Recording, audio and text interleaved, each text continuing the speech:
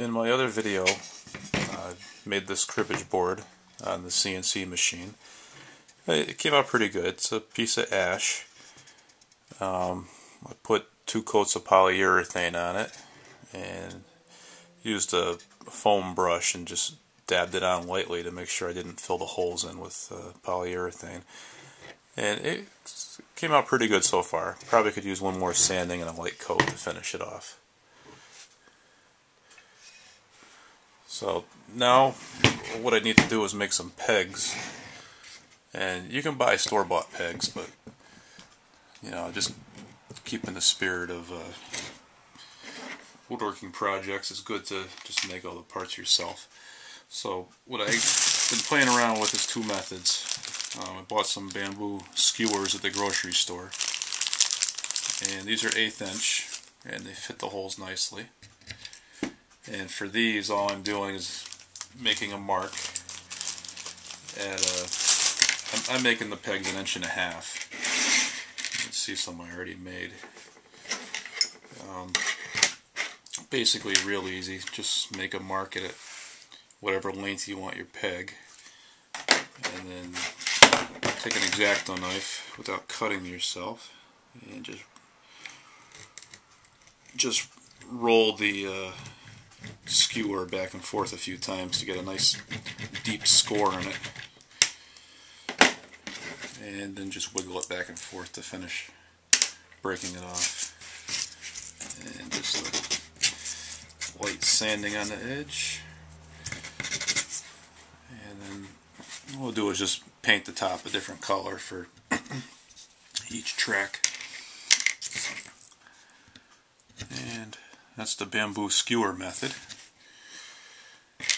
And another method I've been playing around with is just making these maple pegs. And what I did is I cut a 1/8 inch square stick on the table saw, and I'll show you a clip of that in a minute.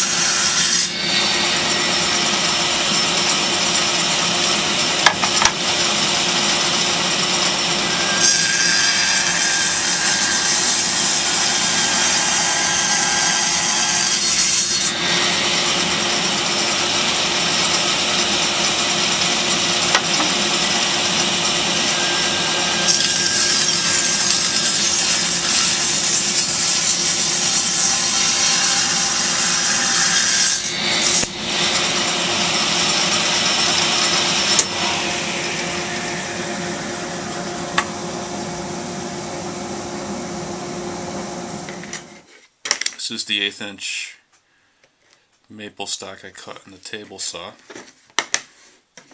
and this is pretty straightforward. You just measure out how long you want to make your peg. Then I'm going to make another mark 1/2 inch back, and then on the end I'm going to do a little bit of a beaded type feature. So I'm going to make a mark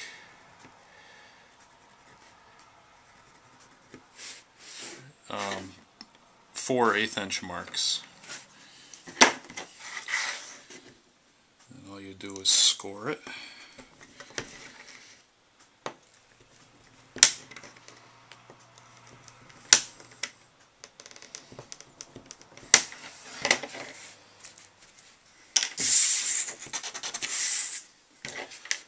And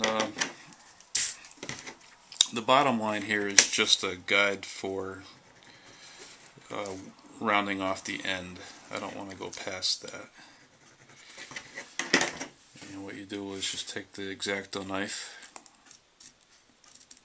and work the corners off.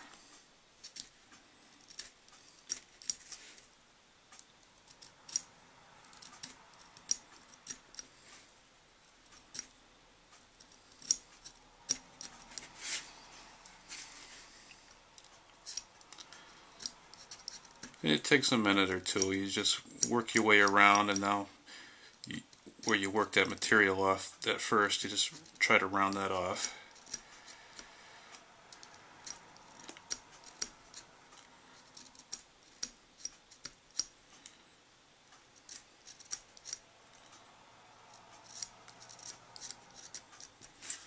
And then you just look at the end, and you can see where it's still a little bit of a corner that needs to be worked off. And it's snug. Now what you do is take the edge of the blade and use it as a scraper just to finish it up. And you just work off the high spots that are left. You can kind of see that, you know, after you make a cut, there's some ridge lines, and that's where you want to work those off and work it round.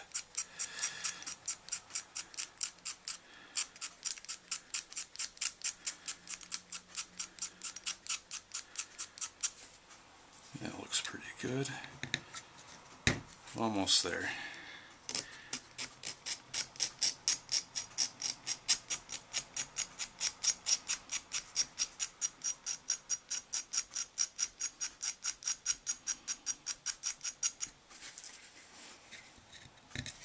There you go. Then what you do is, where you made the marks at 1/8 inch, you just take the blade and make some score marks on the corners. And then you come back with the knife and just work the material out in a V.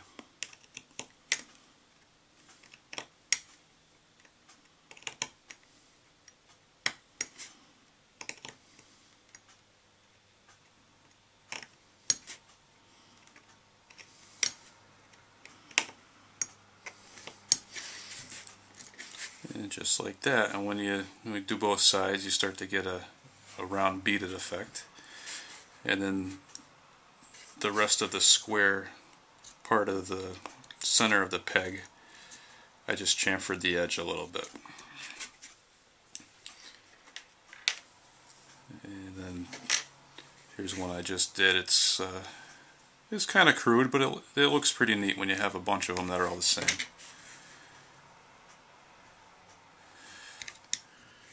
And here's the finished cribbage pegs. I painted the tops of 3 of them green, 3 of them are red, and 3 I left natural. And they're nice. They have a little bit of a rustic look. They're not, you know, fancy turned pegs or anything, but I think they should work out good.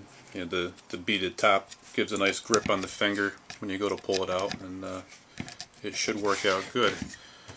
And yeah, I decided not to go with the bamboo pegs, even though they were simple to make. If I didn't have the maple and the table saw to cut those, I probably would have just gone with the simple bamboo skewer pegs that I bought at the supermarket and cut with the X-Acto blade. So, hope you enjoyed the video, and have fun playing cribbage. Thanks.